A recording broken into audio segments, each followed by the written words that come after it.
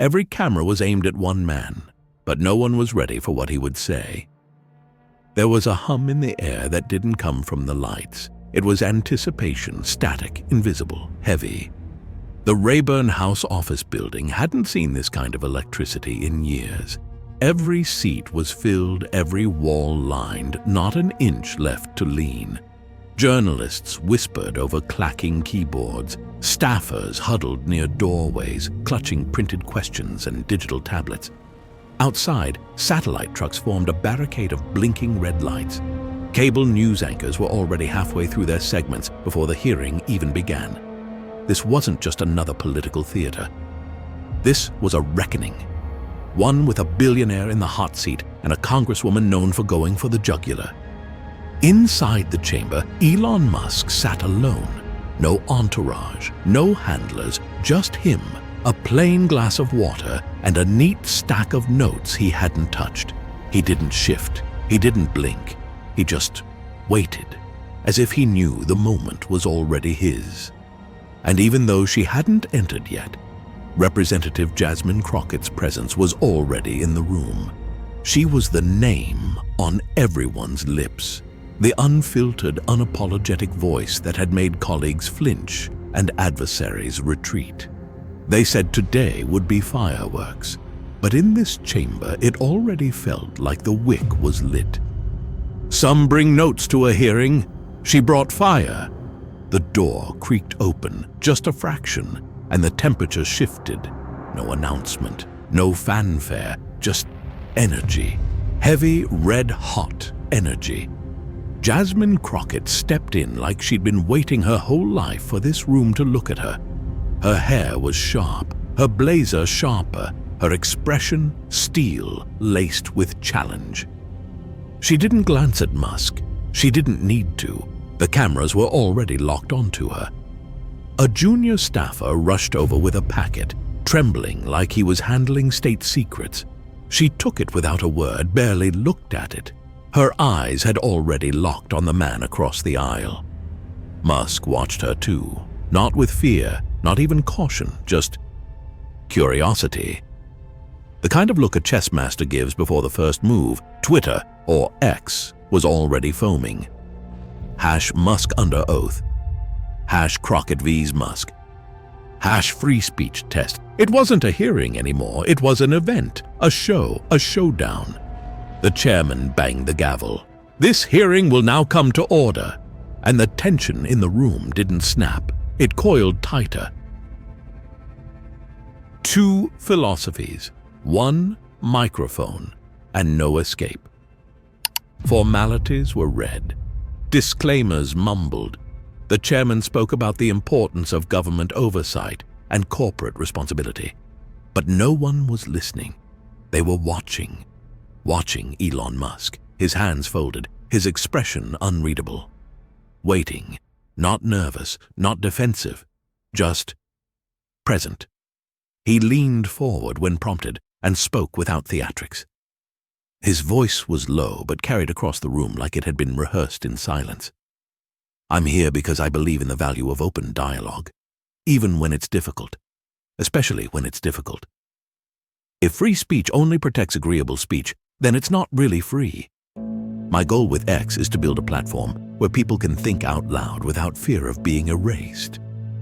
No frills, no rise in tone, just words, raw and steady, the kind of delivery that dared anyone to challenge it, and everyone knew who would. She sat across from him, lips pursed, fingers tapping the desk like a warning beat. Jasmine Crockett didn't interrupt, not yet. But the fire in her eyes said she was holding back a storm. Because in her mind, this wasn't a man defending principle. It was a man dodging responsibility. And when she finally spoke, it wouldn't be a question, it would be an indictment. She didn't warm up. She went straight for the jugular. She didn't ease into it. She launched. Mr. Musk, she began, her voice slicing through the stillness like a knife. You say you care about open dialogue. That's fascinating, because under your leadership, X has become a breeding ground for hate, lies, and political manipulation. No setup, no small talk, just a verbal match lit mid-air. Musk turned his head slightly, unfazed. Congresswoman, with all respect, that's a serious accusation. And ironically, it proves the need for open platforms. People need to see what others truly believe, even if we don't like it. She shot back like a loaded slingshot. Oh, I've seen it. And do you know what I see? White supremacists with verified check marks. Conspiracy theorists shoved to the top of feeds. People threatening violence with impunity because you call that free speech. Is that your version of progress? He looked down for a beat, then back up. Steady, controlled. Progress is messy, so is freedom. Censorship is neat and clean. Just hit delete on everything you disagree with. But that's not honesty. That's control. She leaned forward, teeth bared. You're twisting this. No one's asking you to delete people for having opinions. We're asking why you're promoting voices that endanger lives. Hate speech isn't free speech, or do you not see the difference? The murmurs began. A few heads turned. Journalists scribbled harder, cameras zoomed in. But Musk didn't raise his voice. He didn't blink. The problem is, who defines hate speech? You? Congress? The same government that funded secret programs to shape what people see online? Because if that's who decide, we're not protecting democracy. We're curating it. The moment hung in the air like a guillotine. Crockett's eyes narrowed. So now you're the victim? She scoffed. The billionaire CEO with the world's loudest megaphone wants to play the underdog? He didn't flinch, didn't even crack a smile. I'm not claiming to be a victim. I'm pointing out a principle. When institutions silence dissent under the name of safety, that slope gets slippery, fast. It doesn't stop at extremists. It ends with anyone who's inconvenient. And in that moment, everyone in the room realized something. This wasn't a hearing. It was a storm, and the eye of it was just starting to spin. Fire can be loud, but sometimes silence is sharper. She was relentless. That's rich, Crockett sneered, flipping a page from her packet. Coming from someone who once suspended a teenager for tracking your private jet. Musk's eyes didn't waver. I didn't ban him. I suspended a doxing account that shared real-time location data. That's not censorship. That's safety. Oh, so now you define safety? She fired back. You decide what's dangerous, what's offensive, what stays up and what gets buried. You're playing God on a digital stage, and we're supposed to clap? Musk tilted his head slightly, like her words were worth thinking about. I make calls, yes, he said, but they're not political. They're based on principle. The same ones this country was built on, even if we forget that sometimes. The air grew heavier. The rhythm of the room had changed. It was no longer a rapid exchange. It was a chess match. You sound like a man who's never lost someone because of lies, she said, her voice cold now. Musk paused. Then, I've lost a lot, he said, but I've never lost the ability to think for myself. And I won't take that from anyone else either. You could feel it. A shift, not in sides, but in stakes. This wasn't about platforms anymore. This was about what kind of world we were building with them. One sentence. That's all it took to shake the internet. Representative Crockett pressed both hands on the table. Her voice coiled tight like a spring. I'm going to ask you a yes or no question, Mr. Musk. Has your platform increased the spread of misinformation since you took over? He didn't even blink. That's not a yes or no question, he said, because it depends how you define misinformation. The government has labeled inconvenient truths as misinformation. So, whose truth are we talking about? Crockett frowned. I'll take that as a yes. Musk shook his head slightly. You can take it however you want, but redefining my answer doesn't make it true. And then it came. The line that would echo across the internet. He leaned into the mic, calm, final. That's how freedom dies. Not in a bang, but in silence. There was no reaction at first, just stillness. And then, a wave, a shift in the room. The kind you don't hear, but you feel. Staffers froze, journalists stopped typing, even Crockett blinked. It wasn't loud, but it was loud enough.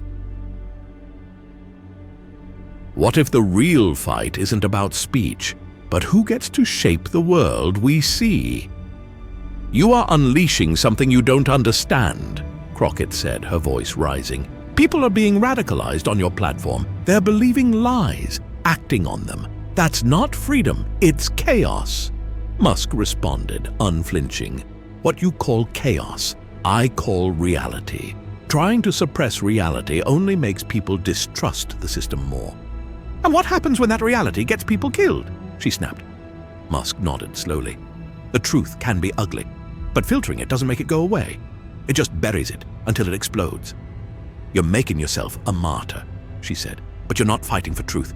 You're feeding off outrage. You thrive on controversy. It's your brand. If I wanted applause, Musk replied, I wouldn't be sitting here. And for the first time, Crockett hesitated. Just a beat. Just enough.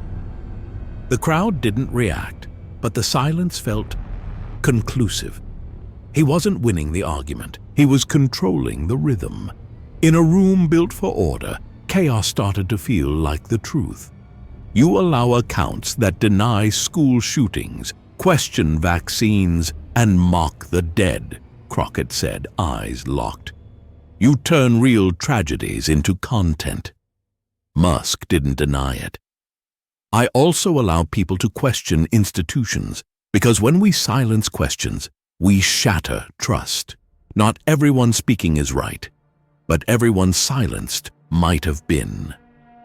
You sound like a man who's never watched grief turn into hashtags, she muttered.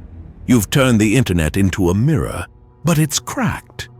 He replied without venom. No, it's honest. People see what they are, what they ignore, what they're afraid of. The mirror doesn't lie. It distorts, she said, especially when you angle it. Musk leaned in again. You think I want chaos, but the truth is, I want clarity. And clarity often looks like chaos to those who profit from confusion. And that's when she snapped. You don't care who gets hurt, she shouted, as long as you never have to answer for it. The gavel banged. Order, order. But it was too late. Musk, voice low and pointed, replied, Seems like your issue isn't with misinformation. It's with not being able to control the message anymore. That line didn't echo. It detonated. And the silence that followed, it was deafening. The hearing was over, but the battle had just gone global. By the time Elon Musk stepped out of the hearing room, the world had already replayed the moment, on repeat. Clips of his exchange with Representative Crockett had been sliced, captioned, filtered, and posted on every major social platform. One account simply wrote, He didn't raise his voice. He didn't need to. 3 million views. 10, 15. News anchors scrambled to rewrite their intros. Some framed it as a meltdown, others as a masterclass in restraint. The public split down the middle, cheering, criticizing, debating in threads hundreds of comments long. Some said Jasmine Crockett exposed a reckless billionaire. Others said she proved Musk's point entirely. At Tesla HQ, employees gathered in silence around break room TVs.